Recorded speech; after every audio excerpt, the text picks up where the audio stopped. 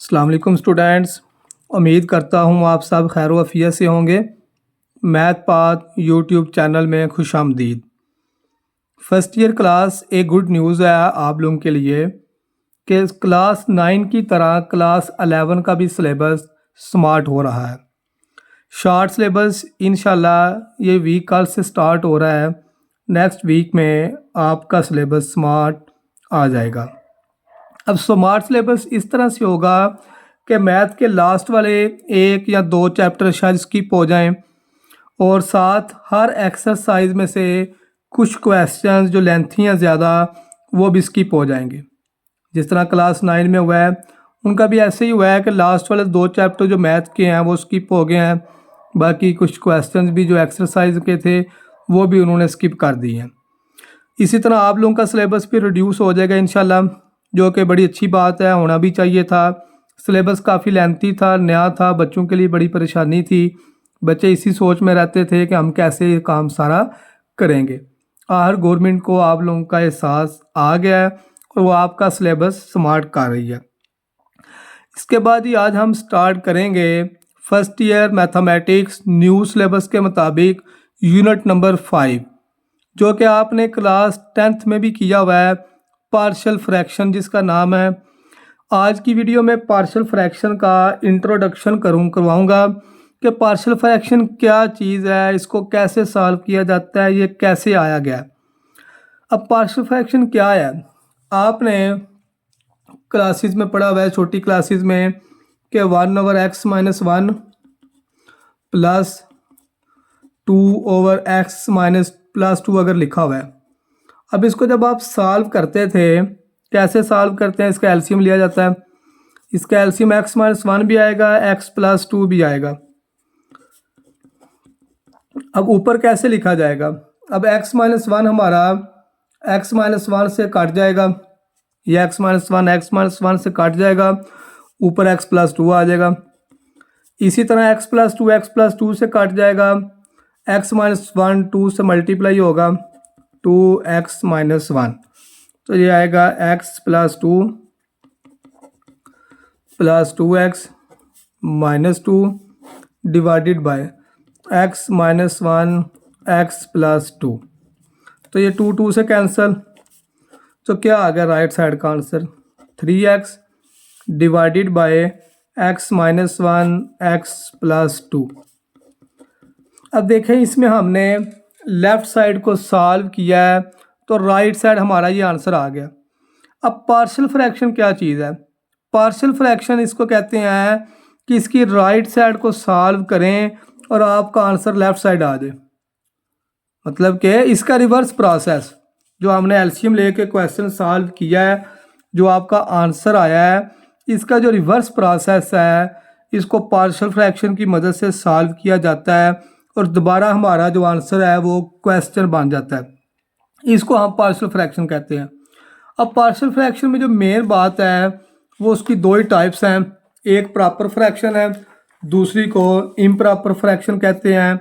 आपकी बुक में डेफिनेशन लिखी हुई है, पेज नंबर 79, उस पर प्रॉपर फ्रैक्शन भी लिखा हुआ है और इम्प्रॉपर फ्रैक्शन भी लिखा हुआ है।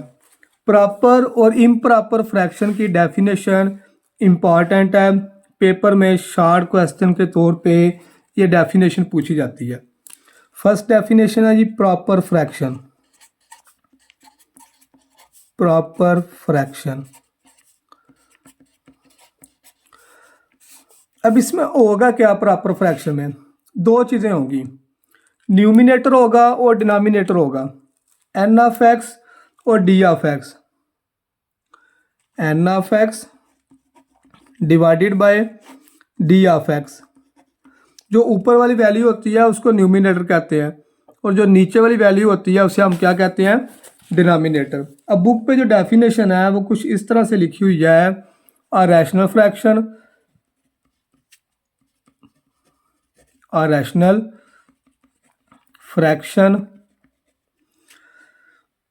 p(x), उसने p(x) और q(x) की फॉर्म में लिखा है, आपकी मर्जी है, p(x) ओवर q(x) लिख लो या n(x) ओवर d(x) लिख लो। चले बुक वाली बात लिख लेते हैं, p(x) over q(x) is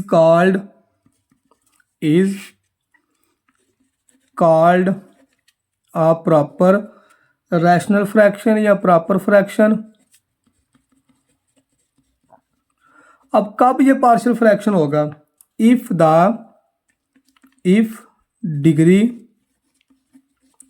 degree of polynomial लिखना चाहे तो लिख लें, या सिर्फ इतना लिख लें, if degree of P of x is less than, if degree of P of x. अब देखिए पी ऑफ एक्स की हो गया, उसने न्यूमिनेटर लिख दिया इन द न्यूमिनेटर, मतलब कि बताया है जो ऊपर पी ऑफ एक्स है ये आपका न्यूमिनेटर है।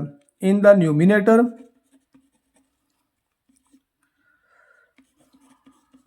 इज लेस देन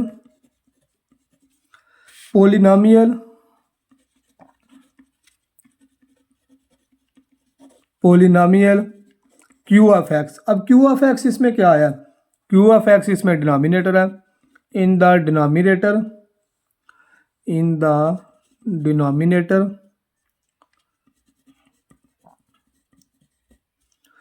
देखें जी, डेफिनेशन आपकी मुकम्मल हो गई है। डेफिनेशन दोबारा समझा रहा हूँ। दो चीज़ें हैं, एक पी ऑफ एक्स और एक क्यू ऑफ एक्स है। पी ऑफ एक्स को कहते हैं न्यूमिनेटर, ऊपर जो वैल्यू आती है वो न्यूमिनेटर की होती है और जो नीचे होता है वो डिनोमिनेटर होता है। A rational fraction P of x over Q of x is called proper fraction if degree of P of x, degree का मतलब है कि पी ऑफ एक्स पे जो वैल्यू आएगी, जिस तरह ऊपर ये मैंने क्वेश्चन किया है, अगर आपसे ये ऊपर पी ऑफ एक्स है और नीचे जो आ रहा है ये क्यू ऑफ एक्स है, इसमें अगर आपसे कोई पी ऑफ एक्स की डिग्री पूछता है तो जो एक्स की हाईएस्ट पावर होती है वो उसकी डिग्री होती है। अब ऊपर जो एक्स की ए की वैल्यू है तो उसकी पावर क्या आ रही है? 1, तो पी ऑफ एक्स की डिग्री 1 है। नीचे क्यू ऑफ एक्स को मल्टीप्लाई करेंगे, एक्स को जब एक्स से मल्टीप्लाई करेंगे तो आंसर हमारा एक्स स्क्वायर आएगा। तो जो ग्रेटेस्ट पावर होती है, जो सबसे बड़ी पावर होती है, वो उसकी डिग्री होती है। तो ऊपर वाले की डिग्री 1, नीचे जब मल्टीप्लाई करेंगे तो वो डिग्री हमारे पास क्या आ जाएगी? 2। इसको हम डिग्री कहते हैं।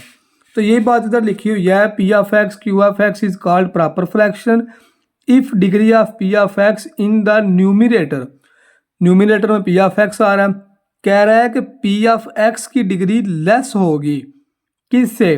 क्यू ऑफ एक्स से इन द डिनोमिनेटर में जो है। फॉर एग्जांपल इस तरह से हो सकता है, अगर कोई एग्जांपल साथ पूछे x divided by x square minus 1, ये आपके पास प्रॉपर फ्रैक्शन है। कैसे प्रॉपर फ्रैक्शन है? ऊपर पी ऑफ एक्स है, नीचे हमारे पास क्यू ऑफ एक्स है।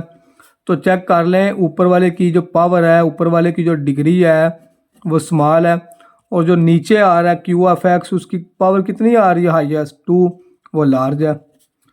जब ऊपर स्मॉल पावर होगी नीचे लार्ज पावर होगी तो वो आपके पास स्टूडेंट्स प्रॉपर फ्रैक्शन होगा। अब जो इम्प्रॉपर फ्रैक्शन है वो इसके अपोजिट है।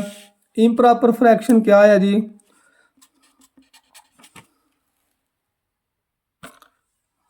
इम्प्रॉपर फ्रैक्शन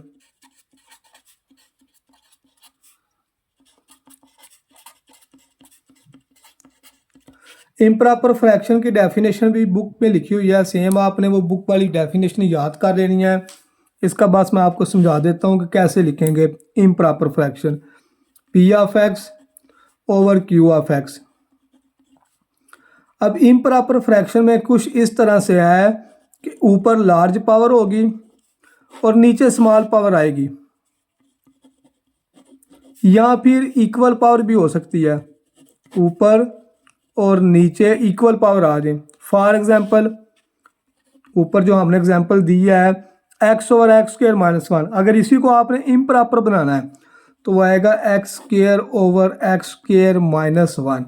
ये आपके पास इम्प्रॉपर फ्रैक्शन है। या फिर इस तरह भी हो सकता है improper, x cube over x square minus 1। ये दोनों इम्प्रॉपर फ्रैक्शन है। चेक कर लें, ऊपर लार्ज पावर है नीचे स्मॉल पावर है, या फिर इक्वल पावर भी आ सकती है।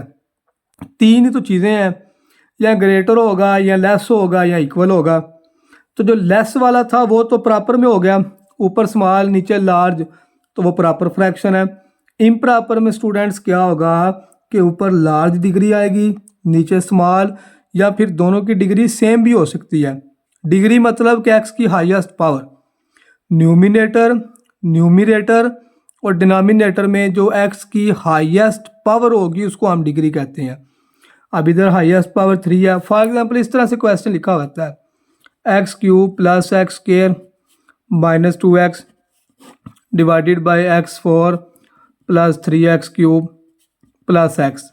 अब अगर आपसे कोई पूछे कि न्यूमिनेटर और डिनोमिनेटर की हाईएस्ट डिग्री क्या है, तो ऊपर इधर देखें x की हाईएस्ट पावर क्या आ रही है, ये 3 पावर आ रही है, ऊपर वाले की डिग्री 3 है, और नीचे जो x की हाईएस्ट पावर स्टूडेंट्स आ रही है वो क्या है, x पावर 4, तो नीचे वाले की डिग्री 4।